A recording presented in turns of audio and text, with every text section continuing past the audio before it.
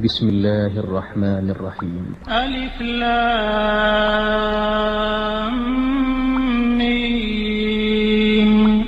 ذلك الكتاب لا ريب فيه هدى للمتقين الذين يؤمنون بالغيب ويقيمون الصلاة ومما رزقناهم ينفقون والذين يؤمنون بما أنزل إليك وما أنزل من قبلك وبالآخرة هم يوقنون أولئك على هدى من ربهم وأولئك هم المفلحون.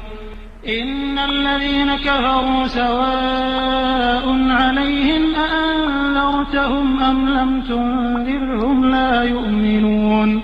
ختم الله على قلوبهم وعلى سمعهم وعلى أبصارهم غشاوة ولهم عذاب عظيم.